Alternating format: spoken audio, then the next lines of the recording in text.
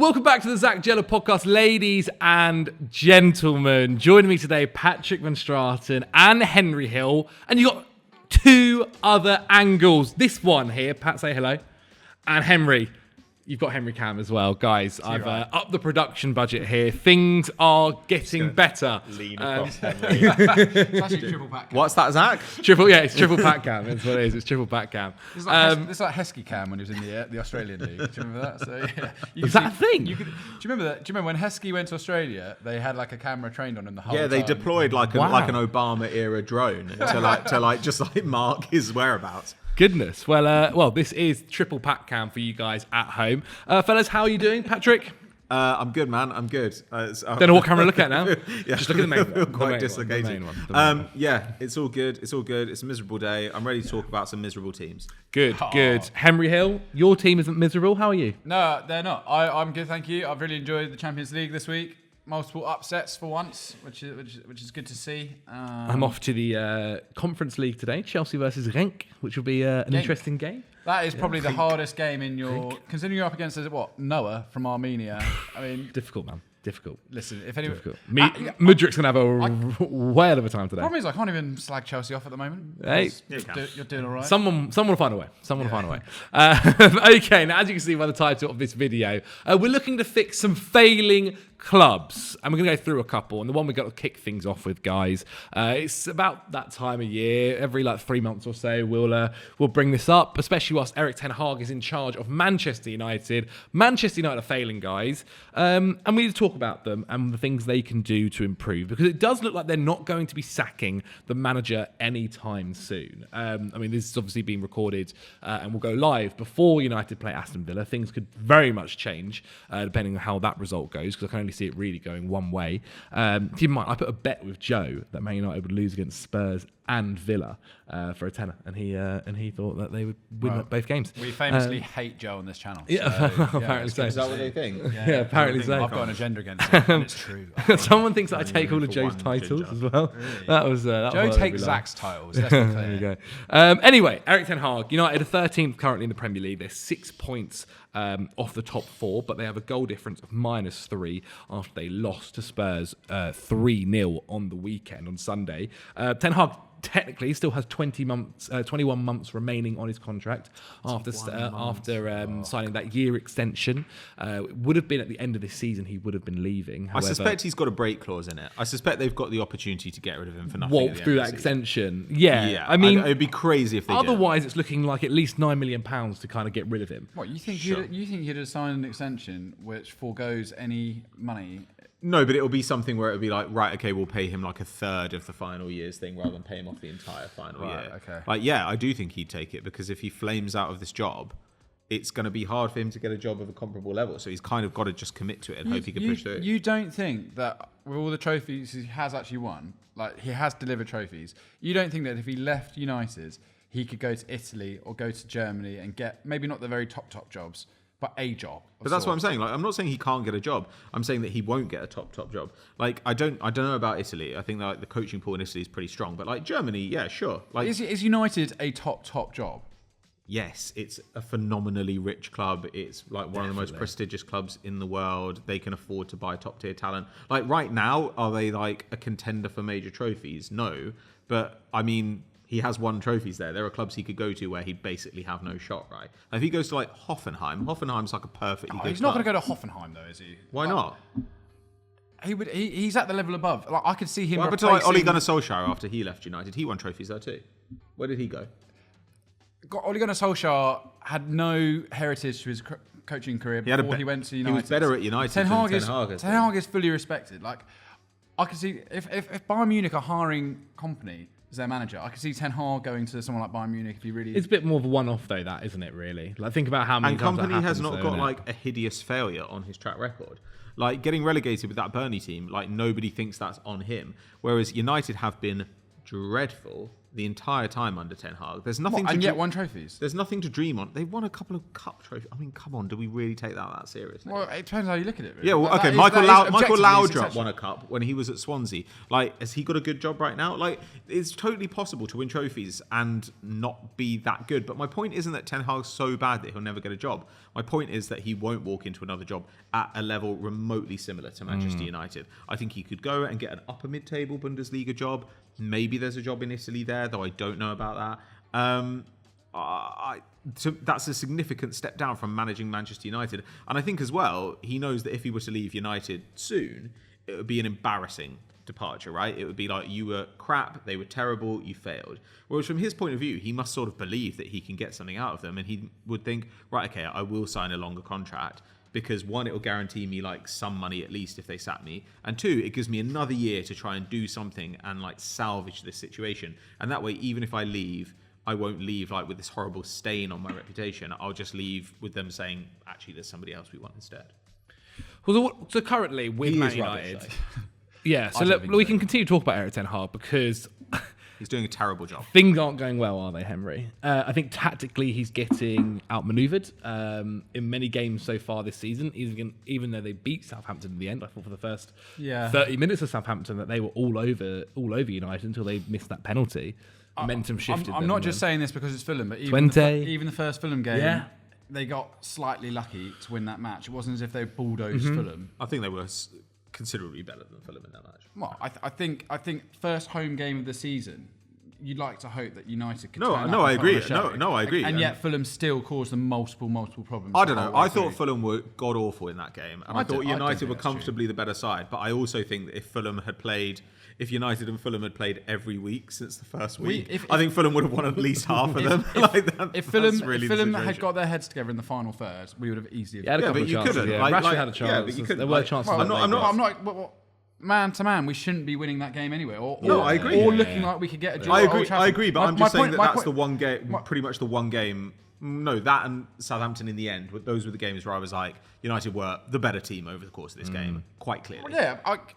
The point is, at the end of it, they're like, Ten Hag, first win of the season, new era. I was thinking, it wasn't that convincing, mate. No, I agree with that. Sure. It wasn't like this is going to set the tempo for the season. It was, we got through that one. All right, come on then, let's roll on. Oh, yeah. So, my thing about United is, if he got sacked now, sometimes when a manager leaves, loads of people come out saying, thank you so much for everything you've done for me. I look at that squad, I think, who genuinely loves playing football under Erik Ten Hag? Christian Eriksen?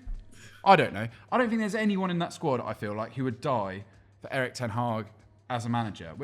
Ahmad. Ahmad might be like, fine. You've given me a shot, but that's fine. Yeah, you got like McTominay loving Mourinho and stuff like that. Obviously, there's the odd exception here and there. My point is, Eriksen said after the 20 game, 20 wanted it way more. Yeah. 20, come on. And then again, that Tottenham game is one of the most embarrassing home performances I've ever seen. Like Tottenham, who there is a way to beat Tottenham. They conceded the same goal twice in 2 genuinely, games. Bruno Fernandes got sent off, and I was like, this changes nothing. Because all United are doing is relying on 3 quick players to try and get in behind Tottenham. And that's not going to change because they haven't lost one of their quick players. They've just lost someone that can actually pass the ball to them. Like, they were so bad against Spurs at home, dominated. And it was just so fragile and weak in the midfield. Everyone's mocking Agartha because he's coming out saying, I'm sorry. You can tell he wants to make a difference. Yeah. You can tell he respects the negativity flying around the club once more. I don't want United to be shit. I really don't. I think a good... I enjoy them. It's a disgraceful statement. Well, no, I think they should be terrible forever. I think a good United is important for the league, but they're not like ants. It's not like bees, where it's just like they're very important to the ecosystem. I would love them to die out. Sure, I know what you mean. It's like Everton. I don't actually. I know what you mean. Like it was very, very fun when United were really bad, but look, I still do enjoy it. But also, it does reach a point sometimes where I'm like in that Spurs game, I was like, I don't feel sorry for Ten Hag because I kind of think he's an idiot and everything he says makes me think he's stupid. Oh, he's not himself. But at the same time, I was kind of like, this is not that fun to watch anymore. Like, they are just getting slaughtered. He doesn't help himself in the press conferences. But like, what? That's kind of what I mean. Like, he could just front up and be like, just so you know, I don't think that this is how it should look. But he kind of always comes out and defends himself, and I get why. But at the same time, it means that sometimes I doubt how good he is at actually assessing the problems. So, for example, he came out and said, like, you know, oh, well, actually, by XG created, we're the third best in the league. No, you're not. You're the fifth best in the league. And also, you've still conceded more XG than you've created. So, okay, you've got unlucky on the attacking end, but you've got lucky on the defensive end. They've conceded actually fewer goals than they should have by XG. So it's just like... Are you being dishonest because you're like, I've got to say something to the press, or are you just genuinely not very good at assessing what's going on? Do you really think that you've done like when he brings up his trophies? I'm like, do you think you've done a good job here? You cannot think that. Zach, just to answer your question, to give you, in my opinion, they need to figure out a way to be more battle hardened in the midfield. Scott McTominay, at least. Fucking love playing for United. At least you knew he was going to run around like a headless chicken and do everything. They've lost him now. Yeah. And then they brought in Agate, who's got a lot to prove. They've got Casemiro, who's at the lowest ever of his career. They need... The whole point of getting Van Nistelrooy in was someone who knows the club, knows what to do, etc., blah, blah, blah, can help inspire confidence, all that kind of nonsense. So they need to figure out a way... Well, they need to work harder, and B, they need to be more comfortable holding on to possession, being able to like try and outmaneuver teams with their centre halves and the link up with the midfield. Because whenever you get it, they just turn around, they look up, and they go, right, where's our attackers? Where's our attackers? Can we ping it to them as quickly as possible? They do not have that much possession, Manchester United, and the result is that they spend most of the time playing on the back foot with a fragile midfield, trying to stop teams getting at them, and it's just not working. They need to be more comfortable on the ball, take more time in build up in possession, and go from there. Really, like they can't give the opportunity. They cannot give the opposition as many chances to break them down as they do, because as a shape, and like Pat, I've seen you point this out. Out of possession, their shape is shit. Yeah. And it's not good enough to play that kind of football. I mean, there are other issues where it's like to go through the transfer window knowing you need a left back and not having to rely on the fact of Luke Shaw again this season, and then not do that, and then sell a young left back to, was it Portugal in the end or somewhere in a Liga? Yeah, but I mean, like, I think is an error. But when you look at them, it's not like all the goals are coming from the no, left back for position, sure. and But it's you're definitely like, not. There's clearly a weakness. But it's there, definitely not like Mazraoui's been a great signing. Yeah, he's been really good. Djellab at left back been really poor this season. Been really Well, poor. he's not really- I think sometime last season he was actually probably one of their better players, Djellab, and actually under Erik Ten Hag is maybe one of the better players that's played for him. But this season at left back does not seem to be working whatsoever. I wanted to ask you, Pat, considering I wanted to see if there were similarities or differences between when Arteta's first couple of years at Arsenal, when things weren't going amazing, and Erik Ten Hag's situation right now. Because Erik Ten Hag's first season actually wasn't too bad for Manchester United. But the last campaign and the start of this campaign don't look that great. And if you compare it to maybe Arteta's first couple of years at Arsenal, is there anything you think that is similar or anything that is very, very different, which maybe United fans can kind of take some hope from? It's similar in the sense that United are crap and Arsenal were crap. But like when Arsenal were crap, Arsenal had a distinctive style. So the style Arsenal play now is actually very similar to the style that they played then. I mean, maybe not at the moment where like they've gone down 10 men a few times there without Odegaard, but really slow possession, moving the ball up the field. Arsenal did that back then. It's just that when they got to the final third, they had no cutting edge, right? Until Smith Rowe came in halfway through that one season, Arsenal just had like absolutely no creative presence whatsoever. But they were still playing in a similar way. And in their transfers, you could see it as well. They were prioritising big physical guys who were amazing passers. So it all made sense. And you're like, the team is getting bigger and the team is getting better at passing. And Arsenal just passed and passed and passed. And they're kind of like Southampton this season. But they were better defensively. So they were getting better defensively, but they were just passing, and then they had no cutting edge.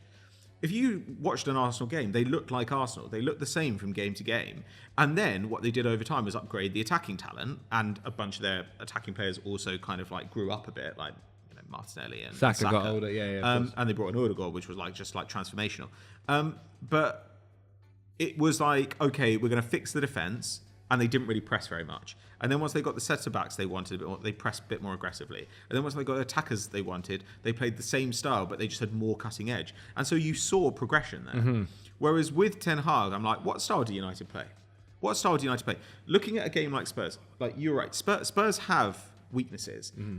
Spurs are weak if you force the game into a particular structure and they have to try and break you down, and then you can kind of counter them. So we saw that in the Arsenal game. That is a weakness for them. If you get into a track meet, just end to end to end to end, Spurs will rip you apart because they're really good at that and they really commit an attack. And they've got basically, they're playing Maddison in double pivot now. They've got so much attacking talent, attacking wing backs, like, their fullbacks are wing backs, really. Like, you're playing in the style that they want to play. So what I don't see from United is them imposing a structure on a game. Like, this is the way the game is going to look. And it's a structure we're comfortable with and you're uncomfortable with, which is like fundamentally like what tactics are about, right? How do we put our team in a position where the best qualities of it are shown and the best qualities of the other team are limited? I don't see that. So when I watch them, I thought the first season was promising, but they were worse last season. This season, in some ways, they're a little bit better, but they're still basically a bad side. They're like a below average Premier League side. That's how they're playing. And so when I look at that, and I also look at the players they've brought in who I mostly like, I just think, well, why are they not at least kind of like playing coherently from game to game? Why don't United games kind of look the same, but just like more and less effective? That's what you'd expect it to be like. That's kind of what we're going to come onto them in a bit, but that's kind of like what Palace have been like.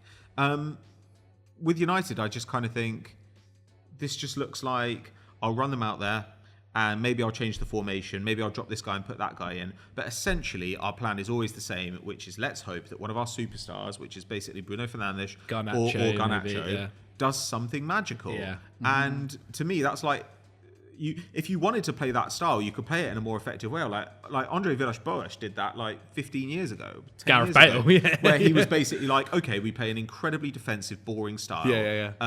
But we just rely on stars doing magic. You can play that way. I don't think it's going to be very effective in the Premier League, but you could do it much more effectively than they're doing it now. So I just look at them and I think, I don't even know what United are trying to do. And especially, I agree with you. Like, okay, there are people not playing at their best.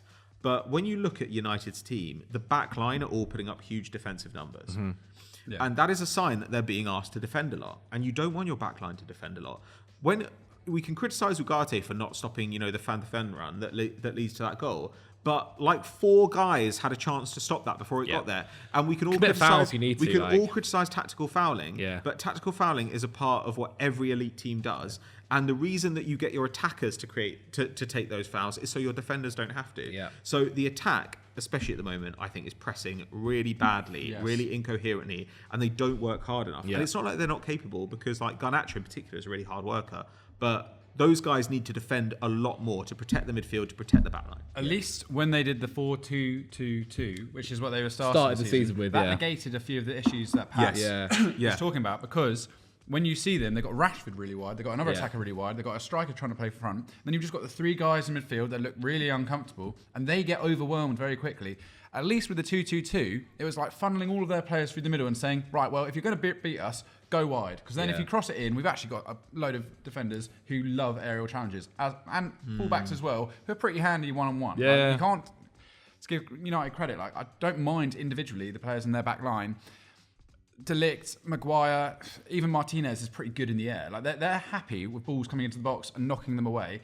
And that's why like that narrow structure works. The second their team is too far apart, waiting to try and hit players on the break, the link up goes, the structure goes, and they get massively overwhelmed. So United need to figure out to be a bit tighter. They need to sacrifice the United way. They need to sacrifice the goal scoring potential and just shore up at the back. Because Arsenal's great strength is that they focused on their defence. Yeah. They prioritised signing amazing defensive players and have built up slowly from there. Because actually, if you look at the money they spent on forward players, Odegaard and Havertz, other than that, it's not a huge outlay. Yeah, Jesus a couple of years ago. On the forward line. That was it, really. No, we didn't really spend that much on any of these guys. Well, we spent quite a lot. Not like mind-numbing. No, right, yeah. Most of their even the centre-backs. We spent 21 mil on Gabriel. We spent 30 mil on Saliba. Yeah, most expensive White, wasn't it, I guess? So, look, I don't think United are... We all like the signings they made this summer. We all see the potential. People mock Bruno Fernandes. He's a brilliant player. Yeah. They are not far away from clicking. It just, I don't know. I do think with the likes of Tuchel out there, with Ratcliffe like pulling his hair out and visibly in the stands, the atmosphere is just, it all just. I often wonder, like, how much longer will Ten Hag want to do this? Just getting battered in the press. I mean, when you get paid as much as he does, I think he will continue to be paid well for the rest of his career. We'll see. Yeah, I mean, no. I do agree. Like, I when someone like Thomas Tuchel is out there, I mean, that's the thing. That the other talks was like about Gareth Southgate joining, which wouldn't be the thing I'd be doing. He'd definitely be trying to get Thomas Tuchel. He would make your team much more astute, much more on knowing what they're meant to be doing every game. Arsenal are not blitzing players teams with unbelievable attacking play. They're being fairly just structured and, like you said, against the Spurs game away, just played a defensive style. Against PSG, just numbed PSG. My point is, fans are absolutely loving it. I think teams have to accept, and as an element of that with West Ham, which we'll get onto, you can't just expect to outscore the opposition all the time. But they're not even doing that. Like, it's not even like they're playing like, okay, we are going to play insane attacking football and we're just going to accept that we need to win games 4-3. Like, that at least is like joined up thinking. Almost okay, Spurs-like. If I don't have the horses defensively, again, the example I always use is like Brendan Rodgers, Liverpool, 13-14. Like, he was like, I don't have the horses defensively. So what we're going to do is we're going to outscore teams because he had Sterling and Suarez and Sturridge with Gerrard Coutinho picking passes. Like, it was absolutely insane, like the attacking talent he had. And so he was like, that's the way we're going to play because that's actually the sensible way to play with the talent that I've got. Yeah. If United said, right, okay, that's what we're going to do, I think that'd be a little bit foolhardy because I don't think their attacking talent is that good. But if they were truly like blitzing teams and just giving up a load of goals on the defensive end, I could kind of understand it. But they're not. They're just kind of doing this weird hybrid where they don't seem to know what they're doing. Nobody seems to know where to stand. Like, literally, that Van de Ven run, I was just like, who is meant to be standing in this space that he's going Who's through? the right centre mid? Like, it wasn't like he skilled up like three people. He literally ran in a straight line very fast. I don't get it. But the same thing happened with Twente. Yeah, and that's the thing. Like, it's happened back to back. But that's my point. Manners, Like, you know, sometimes you play against like Musiala, and Musiala like destroys one of your players and just like squeezes through a gap, plays a 1-2, and like your team falls apart like structurally. Yeah. That happens to every single team in the world, like even the best defenses. But one guy running because he's intercepted a simple pass in his own final third all the way to the other end of the pitch, with just nobody doing anything about it, is crazy. At the very least, there should be somebody in the way who's just like... If they were to sign anyone in January, they need... Like, and this was the criticism of Agate before he was signed in. He's okay, but he's not going to do everything you need him to do. Can't move too They quick. just need a absolute busybody to play in a pivot with Ugarte at the base of that midfield. And that would at least try and stop some of the issues that Pat's just been mentioning there. And I know it's really... It's all well and good saying, they need a kind of Kante figure. I don't know if they get more out of Mason Mount in that role in the kind of way that he used to be at Chelsea. But I swear to God, you go to France, you go to some of these countries, you will find a player like that who will just run around like a headless chicken and make some tackles. Because that is really what they need, is to shore up that back line and go from there. Yeah, and Henry's right. Like, I mean, I do think that like the structure... You may just need to say, right, okay, we sacrifice an attacker and we're going to play a front two of like, when they're totally fit, you're going to play like, you know, Xerxes and Garnacho or Garnacho and Højlund or something that's a bit weird like that, so that you can have a box midfield which just like can swamp teams who want to have the ball in that area of the pitch. Like, Henry's, like, I do think actually the 4-2-2-2 is quite an interesting one for them because it's one that historically has benefited teams that do not have a surfeit of talent. Like, Hasenhüttl was quite successful with it at Southampton and previously with Leipzig. But then if you have Ugarte and somebody else, and then the guys ahead of them are like Mount and Mainu, then suddenly you've got like a load of legs in midfield and a bunch of guys like doing stuff. And yeah, it might hurt you a little bit in attack, but like the way you're doing it at the moment is not working for you either. So you've got to try something else. But to me, there are injury issues and there are talent issues, but actually I look at the squad and I don't think, wow, like Tottenham's squad is so much better than this squad. No. Like, it's not like United's squad is just absolute garbage. So I do think it's a managerial issue. However, I kind of feel like maybe you do have to, unless the guy who you really want is out there, you do probably have to hold on to Ten Hag until next summer. Tuchel? Well, this is the thing. Okay, Schmidt. Yeah, I'd love. Okay, so Schmidt. Okay, we can come back to that. But like, Graham Potter. United do actually have a financial problem. Like, we thought they basically had infinite money, and they don't. So they probably can't sack Ten Hag because it's going to cost a fortune. So they might need to wait till next summer. And, I did a thing with Ted Knutson the other day, and his point was, like, you can bring in Tuchel if you want, but, like, your season is still probably going to be 6th to 8th. So, like, who cares? You might as well, like, spend the season and then not spend the money, rather than lose a bunch of money to not change the outcome of your season. Yeah. But I think that's based on the idea that, like, Tuchel isn't the guy they really, really want, and Schmidt isn't the guy they really, really want. We don't know who they want. I wonder if it is. But they want someone to. I wonder if it's just McKenna. Obviously, they want someone though as well that will fit into this whole new Ineos system, right? But everybody fits into that system these days. Everybody. Not Thomas Tuchel. No, Tuchel's worked with Tuchel is totally fine working with directors of football and like not having control. What he doesn't like is being sidelined. Tuchel is a problem. Like he's kind of a dick. But like if you think if I were in charge, I would be like, we are going to give Tuchel like a 2.5-year contract. And what's going to happen in that time is we're going to look like a football club, and he'll develop our young players, and then he'll fall out with us, and then we'll go again. Like that would probably be my plan. Or I'd just be like, Roger Schmidt's going to come in, and he's going to give us a 1.5 years, and everyone will be super fit, and then everyone will be super injured. But but like but clearly, Ineos want something else. Yeah. Clearly, they have somebody else in mind, or at least you assume they do. Because otherwise they would have gone in the summer and they'd have been like, we will pay you anything it takes, Thomas, to get you to the club. Yeah, because also nothing's really changed. No manager really has left. There's no big changes yet in the managerial market where it's like, okay, we're going to up roots now.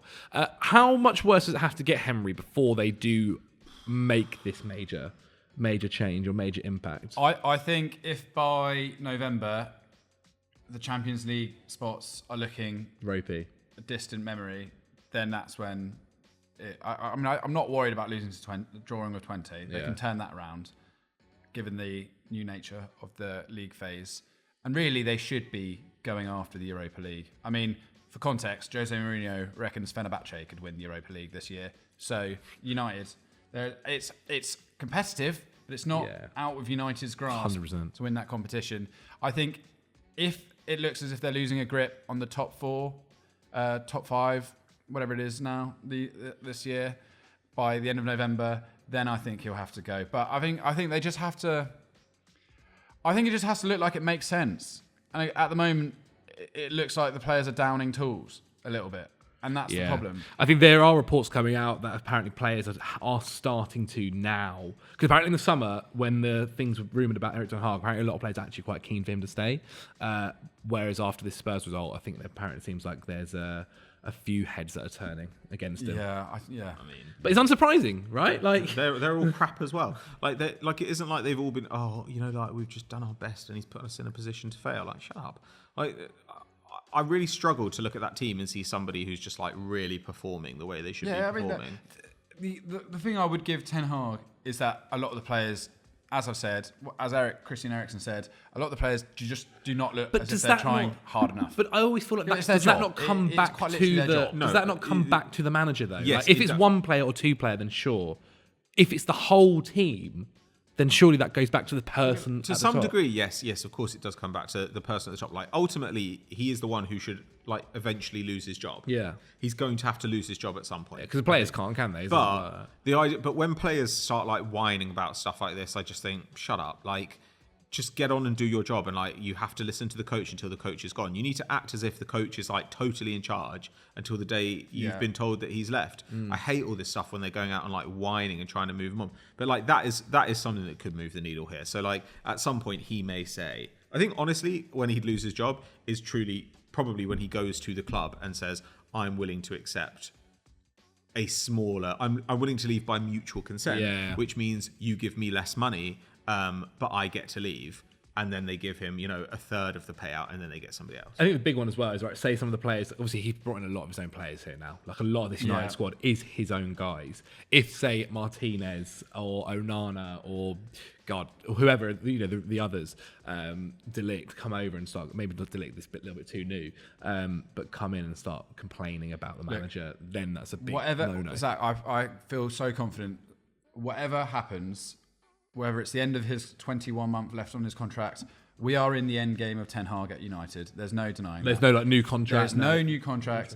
He either is fired or he gets to the end of his contract. We are watching the end of Ten Hag's It does feel like an impossible, whatever happens. It's not going to have the turn that Arteta had. Because if he wins trophies, as Pat said, he'll leave on a high. Yeah. And if he loses, he's gone. So Yeah. I don't know. I feel pretty confident that the Ten Hag era at United is in its final chapter. One final point I'll make as well quickly is the Spurs one was an interesting one, I think, in terms of the Old Trafford crowd, because actually, surprisingly, a lot of United fans have stood by Erik Ten Hag and backed him and wanted him to stay. Like when there were the rumours in the summer, Joe did. Yeah, Joe was one of them. But a lot of those people though felt sorry for him that he was just like having his job openly spoken about by the press. That's not cool.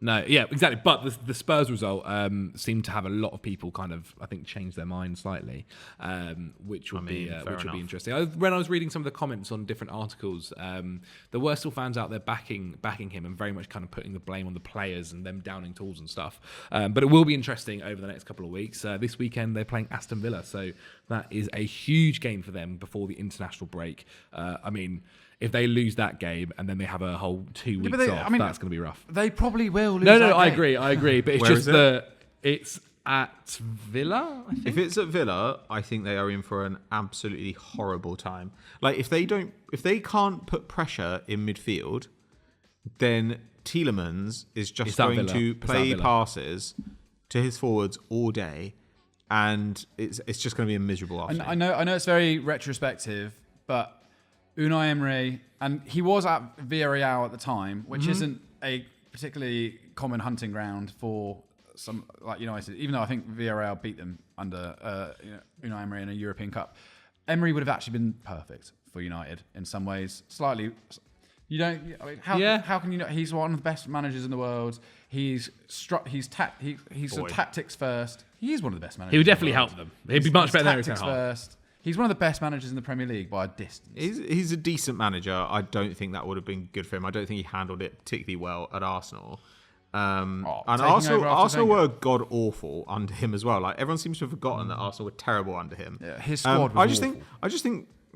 I mean, he did a really bad job. I also just think, like he's in a place that suits him. Like maybe he would have been good at United. Maybe he wouldn't be. Smaller club. I don't think it's about. I'm not saying that it's like just a quality thing. I think sometimes it's just a fit thing, and he's a really good fit. No, he's an underdog punching up. I don't think he'd do any worse than Erik Ten Hag. Put it that way. Oh no, definitely. Exactly. I agree with that. Yes. Should we leave United? Well, there we go. Manchester United. Those are some ways to fix your club. Let us know what you guys think in the comments below. We've also got a couple others that we want to talk about because United aren't the only club that are failing so far this season. The next one I want to talk about is someone who we spoke pretty positively about during the predictions and pre-season, and that was West Ham and the new manager being Lopetegui.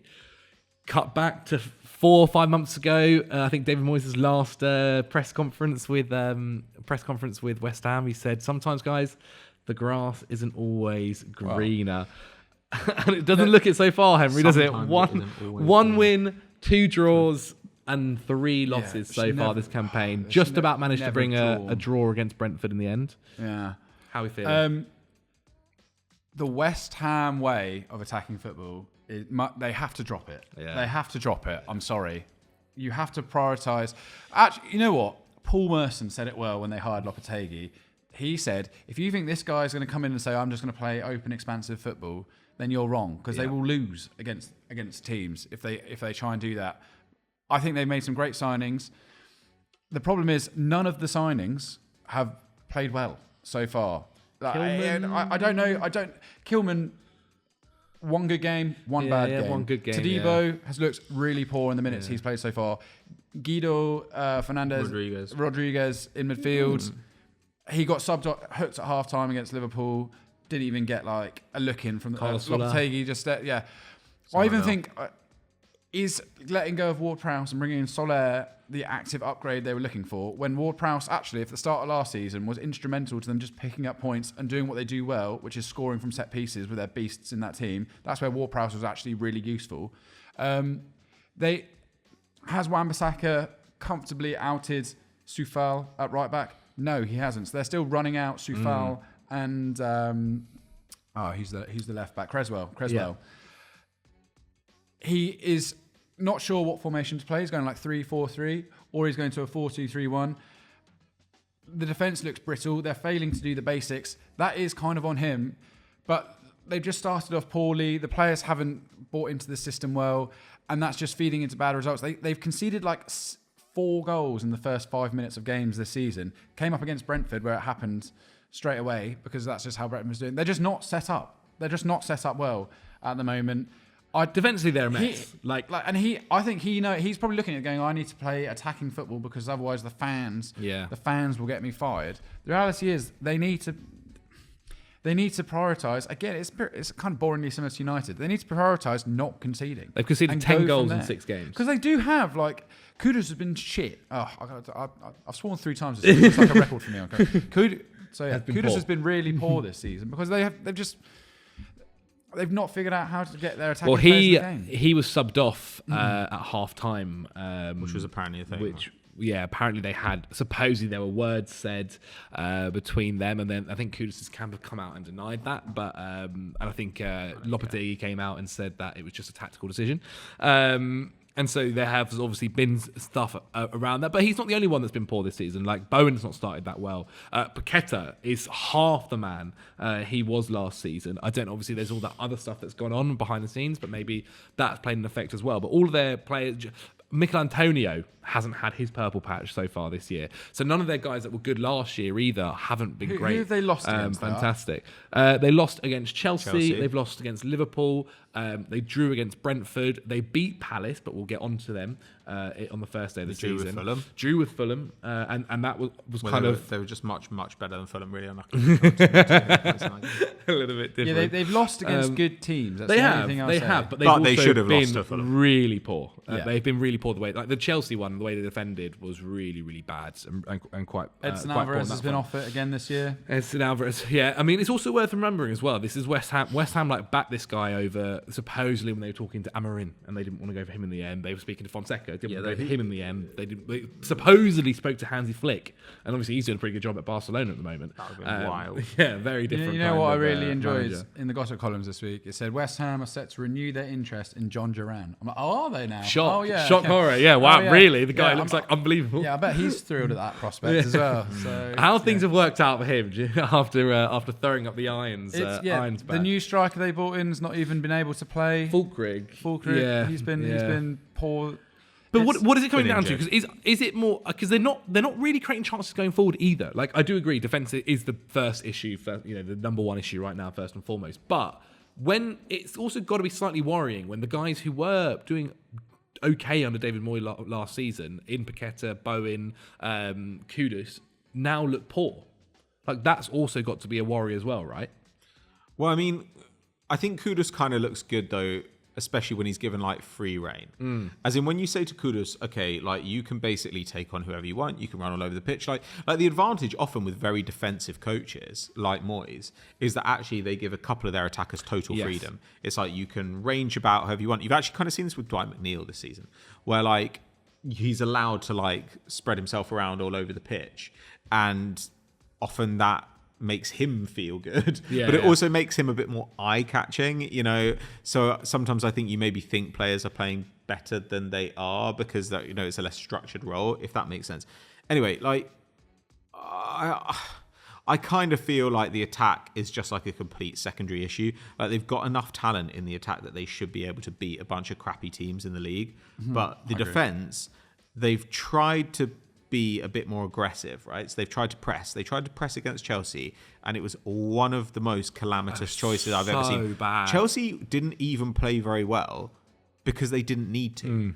Chelsea was just we can just pass through you. Like Caicedo is playing a through ball in that game. I like Caicedo. It's the easiest ball you've ever seen. I like Caicedo, but Caicedo playing, it's not, as I think I said, it's not Cole Palmer beating your midfielder and playing a perfect ball on a sixpence. It is Moises Caicedo playing a ball into 50 yards of space. Yeah, you know that camera, they sometimes have that spider camera in the middle, and they show you the angle that Caicedo has, and it's almost like the river, the Dead Sea, it's like a dual carriageway in the middle. It's mad. Honestly, I great run by Jackson.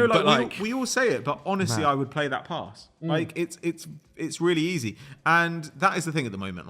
They don't have a coherent kind of pressing chain. Yeah. So sometimes somebody goes to press somebody, and what should happen then is there should be defensive chaining, right? So everybody shuffles over, and this guy behind you jumps to that guy behind you, and this guy goes on to that guy, and it's meant to. The whole team is meant to kind of move in a synchronized way. And with West Ham, that doesn't happen. So like Somerville chases down a centre-back and the centre-back passes it to the keeper and the keeper passes it to a midfielder and they're out. And again, Chelsea are not a hard team to press. Chelsea got pressed so easily by Brighton at the weekend. In a game where Chelsea played well, Chelsea's passing out of the back was calamitous, embarrassing, disgusting. First half was rough. It was so easy for Brighton to get chances from the press. West Ham couldn't even create the slight sense of danger that Chelsea might lose the ball passing out of the back. So that's part of it. They're in this weird mid ground at the moment where they're not playing like a deep block that is well spaced, or well structured, and they also don't have a functioning press, which means that at the moment their defense is as bad as it can possibly be. So if Lopetegui can get them to start pressing with some structure and get the team to start working together, which might take a while, it does take a while, then that's the way they can improve. But the question is he going to have long enough to do it? And how bad are you willing to let the defence be? I think this is sometimes overrated. Teams that don't really press, if they try and transition to being a pressing side, it's a bit bloody for a while. And unless you've got incredible centre-backs who can just eat ground. And actually, they do have two pretty mobile centre-backs, but they have pretty bad full-backs, and their defensive midfielders have been poor as well. So the defence, I don't know, Lopetegui's in this position now where he's basically like, do I sort of amp up the press, trust we can get through it, get a couple of results that are good enough for me to keep my job, and if I can make it to Christmas, we'll probably look a lot better?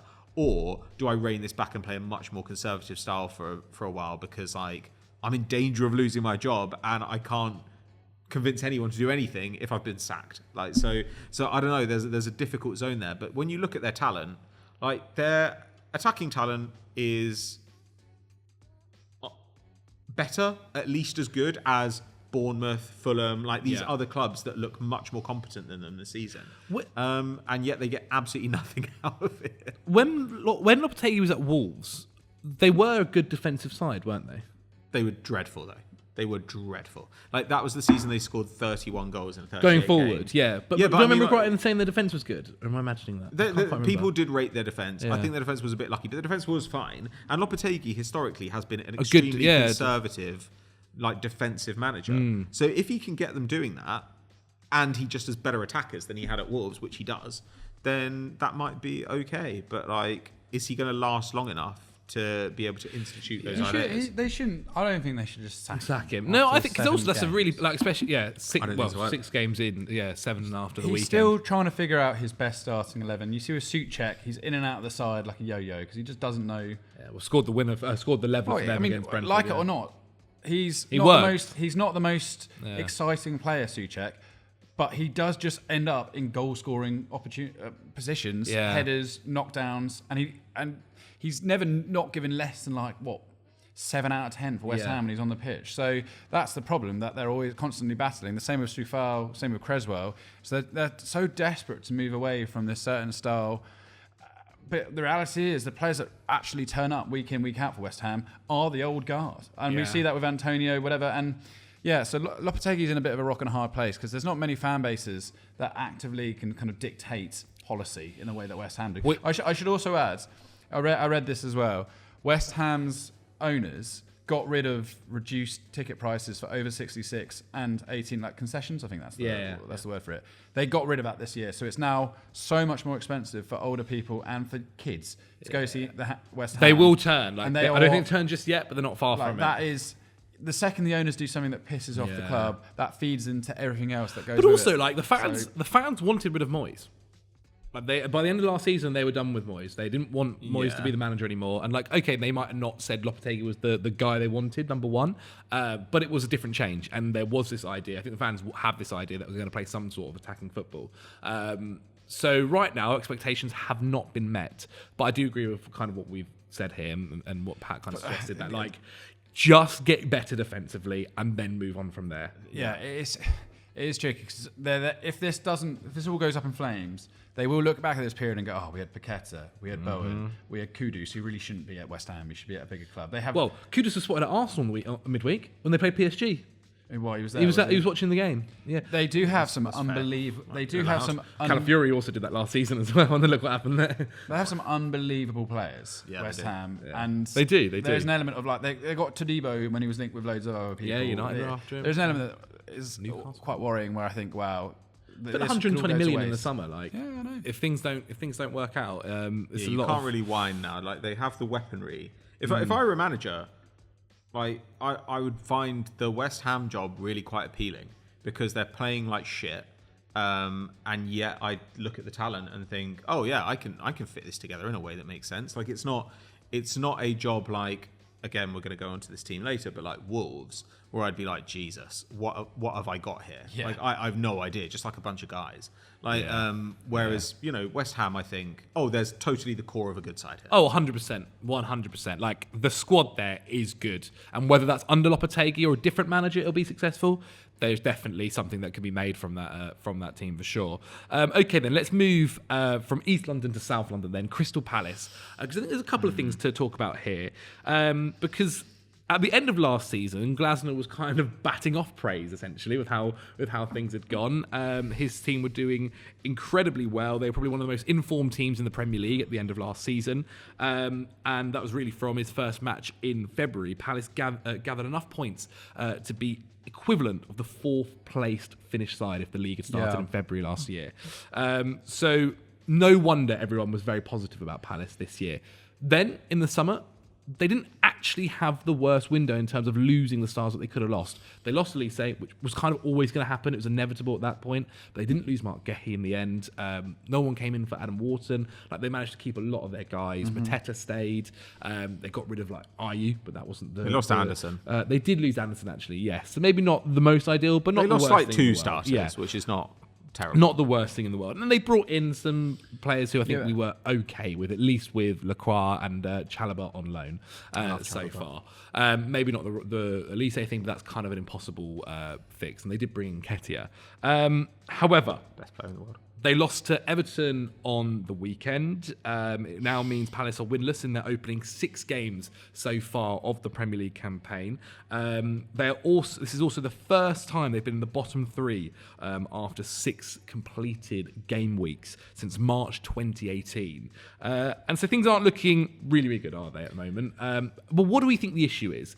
Is it that a couple of their players just are kind of starting a little bit slower this year? Or I do think that's... well, first of all, Elise, Bayern are coming out saying we can't believe how cheaply we got him. Sure, but Elise wasn't playing like every game last season. He's injured all the time, and he had a buyout. The players they signed, bear in mind, up until deadline day, everyone was kicking off about their transfer window. It wasn't as if they were... I agree. Djellab, great signing. Nketiah, literally like last 10 minutes of the window. Ismail Assar has done nothing since he's come there. Not really played though, but... Well... sure, still nothing. My point stands. Yeah, Lacroix has not had the best start to life, adapting to Glasner's system. Glasner has said that the end of last season has warped the expectations and perceptions of Palace this year. Their passing is a problem. They're just not as cohesive throughout the side. Like their pass accuracy is way down on last year, so they're struggling to hold on to the ball. And with Nketiah having to learn into the system and adjust so far, I just think there's almost like too weight of pressure on Eze at the moment to make things happen. Daichi Kamada, someone, I think we discussed this last week, really versatile player, can actually do a lot of things. Where is he going to fit into the system? I actually agreed with what Pat said last year. They should play Kamada at the base of midfield, but it is a curious one. It's a curious one because again, you look at the starting squad that they put out in some of these matches, and I think great. Well, really good team, but defensively, they've not been able to put the same back line out once yet due to injuries and just changes. That is a problem, which is an issue. Because I actually think Henderson's been pretty good at the start of the season in goal for them. Adam Wharton also hasn't been the level he was last campaign. That's for a few different reasons. Apparently, he's currently struggling with a groin injury that he's playing through at the same time. He only did 45 minutes of pre-season after coming back late, being with England, obviously, for the Euros final. And according to Opta, only 5 players aged over 20 or under have played more minutes across Europe's top 5 leagues than Wharton's last season. So he's playing a lot of football now, and obviously he does have this injury. And even with the midfield, like I spoke about how the defence has changed. Midfield midfield is constantly changing. You mentioned there about Canada, where does everyone else play? But we've seen games where it's Decore and Hughes playing there with Eze, and then at half-time, Hughes comes off and on comes Wharton, and then the next game it's Wharton and Decore, and then half-time Decore comes off and on comes Hughes, or the other way around. Yeah. Like, it's constantly changing, and there's no consistency throughout that squad from the back line to the midfield. And I do have questions around Mateta. I know Mateta. I think he's really good. But I've always thought he's good. Yeah, at Mainz. do you not just think that? Do you not just think play Nketiah through the middle? No, I think Front two. But how's that working for them now, man? Like Eze, they're doing that essentially now. Mateta, Nketiah, Eze, and a strike duo. Mateta is.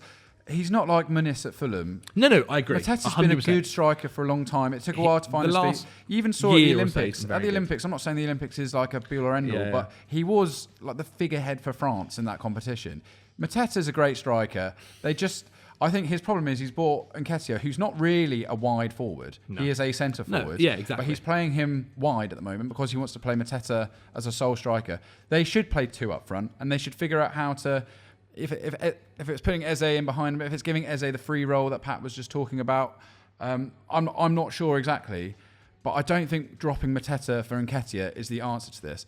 But what the problems you've alluded to are essentially what I was saying is they've got a lot of guys who are just not up to speed with what Glasner wants them to do at the moment. So I would just give it a bit of time, and like always with Palace, I think it will work out.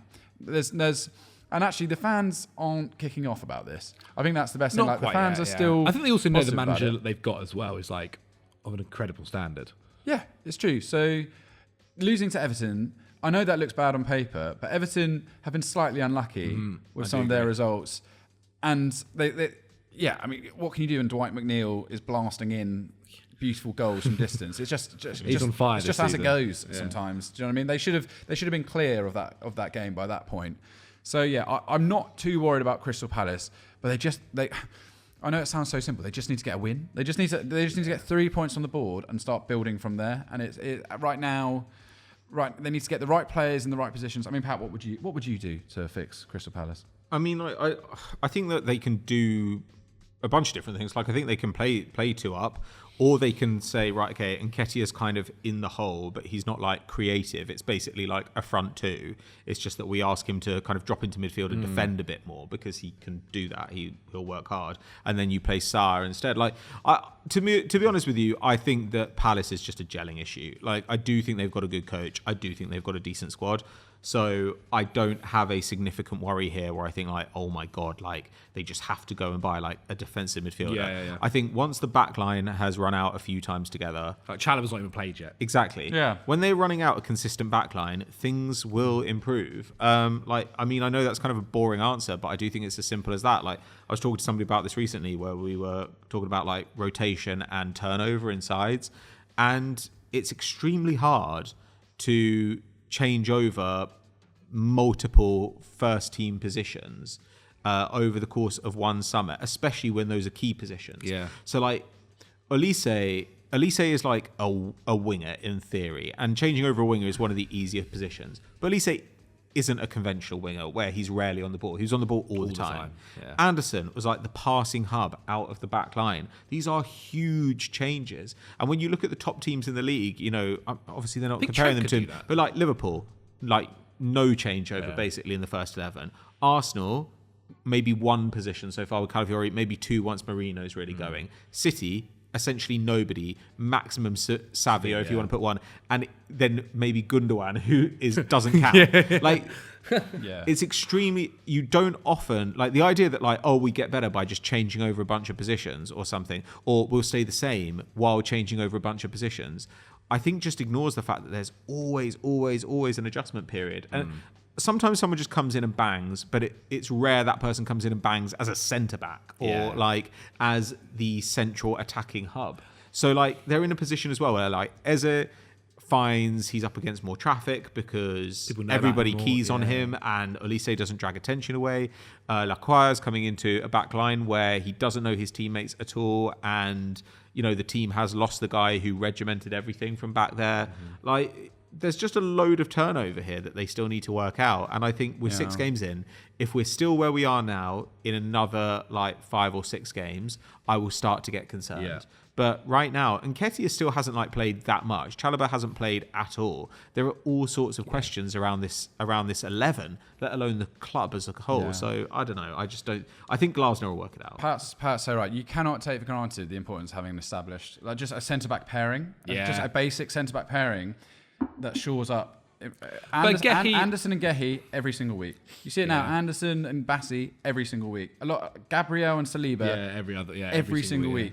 And I do think that just breeds confidence through the rest of the side. And with Lacroix not playing as well as he should do. I think we'll get Chalobah in. Yeah. Chalobah and Gehi's a great back two. Yeah, but really good again, back two. That's a whole new relationship. They're having to learn new systems. So yeah, but there's also a relationship that has also happened at Chelsea. Like they played academy together. Like they do know each other as well. Like that's not too bad. A little bit better than I guess. But the point does still stand. I also think as well, when Wharton's missing out on training sessions due to this injury, like that's always going to have a big impact too.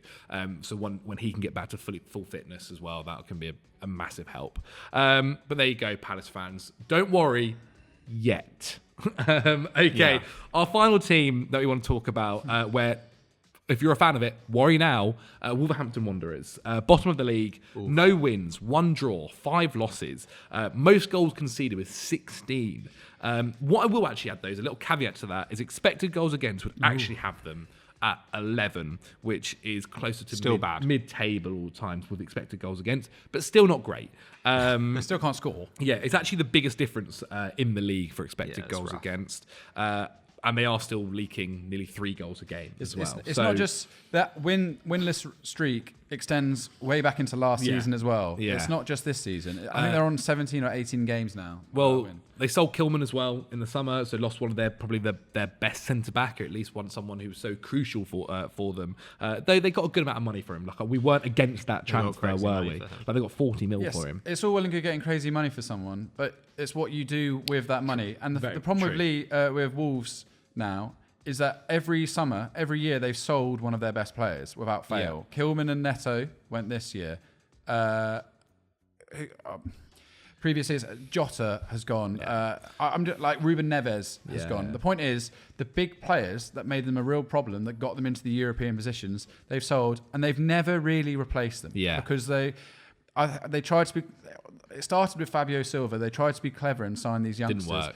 And none of them have really worked out. And you now look at their squads and you think, who are these guys and what do they do? The fundamental problem is they do not have a creative player who can unlock a team. They have a lot of good work, like Lamina. They were okay against Liverpool.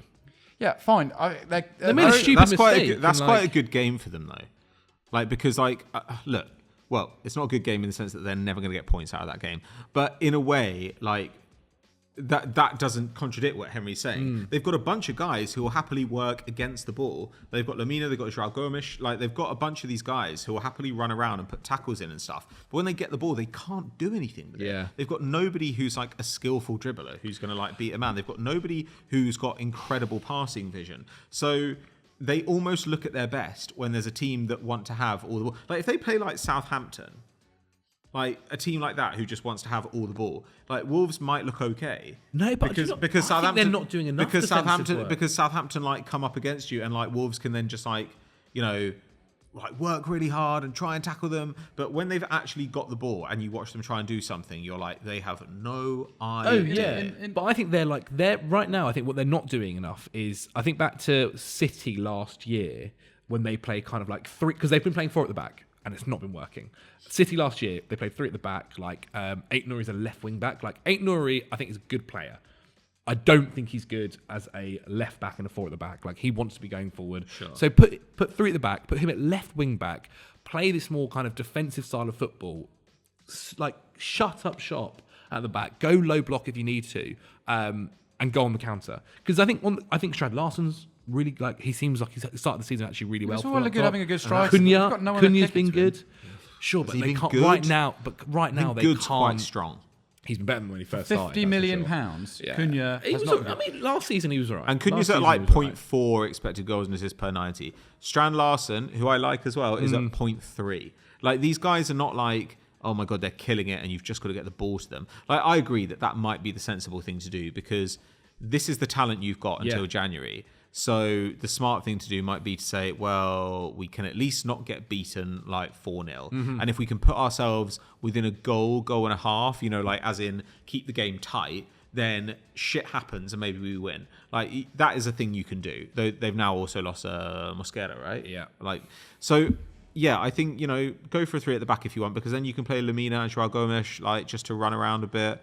It's totally fine. But fundamentally, I look at that team. The other teams we've talked about, I look at their talent or their managers, and I'm like, that's what's going to keep them out of trouble. I look at Wolves, both the manager and the talent, and I think this is just like complete relegation fodder. Jose Sar's continued his poor form as well. He's been really poor. He only played 2 games though, and I think Johnson's played the other 4. Yeah, but that's what I mean. Johnson's also been and like poor you say, as well. they've given up 5 extra goals in 6 games. Yeah. That's so insane.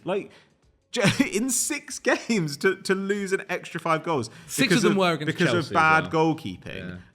I mean, honestly, there are very few teams in the world that can overcome that. Certainly this team, which basically has just 6 guys called Joao running around up front, they can't do it.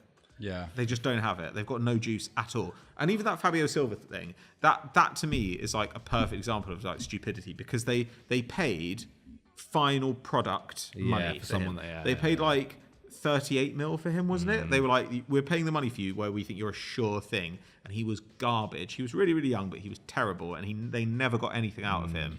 And if they just actually maybe paid slightly more, if instead of being we're going to find some kid, for 1.5 mil in Portugal, or we're going to spend a ton of money on Cunha and Fabio Silva, whoever it is, they could have just bought a bunch of guys for 25 mil. They've just never been able to, ever since Jimenez obviously had that awful head paid too much injury, for Guedes they as were well. never able to find someone to kind of replace that forward line for them. Yeah, Guedes has been shit. I sworn again. I can't believe it. I hate He was a over he was a horrible signing that we knew was a horrible signing. He was always injured. I watched in pre-season at Podence, who went back on loan to Olympiacos last year, despite being pretty decent for Wolves, in my opinion. He's always been quite fun to watch. Pound shop, Eden Hazard. They need someone like Podence who can jinx around the midfield and play a little fun pass, score the odd goal from distance. He's gone to Al Shabab this year, so they're missing. I can't believe it, but they're just missing something. But this is what I mean. In terms what are they doing with this money as well? Shut up shop. 100 mil that they brought in this summer. But a lot of they've had a lot of financial issues over the last few years. I feel sorry for the Wolves fans. I feel sorry for the Wolves fans because I just feel as if the owner's been like, how can we cut this team down? It's been austerity. They've kind of had to, ruling wise, they've kind of had to, especially over the last 2 years or so. Ever since not the summer transfer window gone, the summer before that, they've had to really kind of sort out their spending. They almost need a David Moyes in there. That'd be their kind of level of manager. Okay, so Gary O'Neill. Or a Lopetegui. So Gary O'Neill. I feel me and you, Henry, have always been a little bit more maybe positive towards Gary O'Neill than Pat has. Look, sure. Let's be clear. I think that's fair. He did a great job to keep Bournemouth up. I then actually think he did a really good job with Wolves last year, to the point him and Sean Dyche. There's a period where it was ridiculous.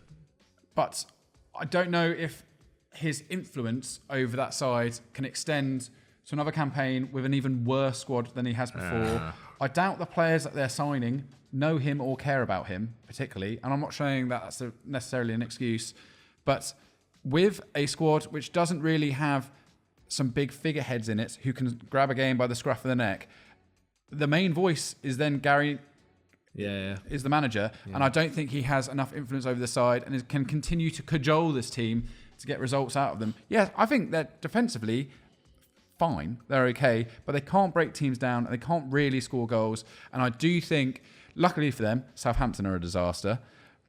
There are, I think... Ipswich actually might be okay. Ipswich are okay. You never know. Leicester are dreadful. Yeah, Leicester... Yeah, but at least Leicester are eking out results. Yeah, managing to get some sort of numbers. But they are dreadful. Yeah, but they still have people like Jamie Vardy. I agree. I'm not saying they don't have talent. I'm just saying that they are bad. Like Wolves are not...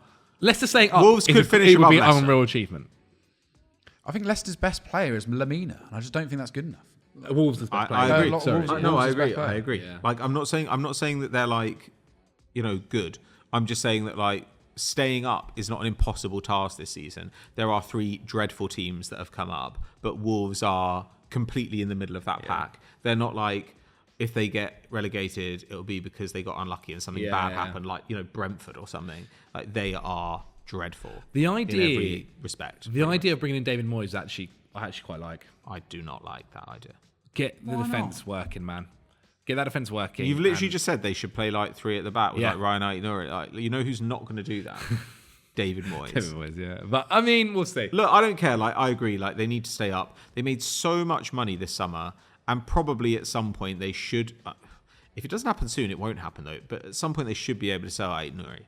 You know, he's in a huge position of need worldwide. I thought this summer might have been the one, you know. Well, maybe Liverpool or something, and next summer, like, okay, Robertson's now 30. Like, okay, this is the guy we go for. But you should be able to sell him for reasonable money. At that point, if they just keep saying forever, we've got financial problems, it's like, well, they pumped a bunch of money in to get promoted to the Premier League. They basically, like, I don't know. I can't think of a word that's not criminal. But they pumped a bunch of money in to get out of the Championship, and now they're like pleading poverty. Like, I just don't care. Like, Mendes is just like buy better.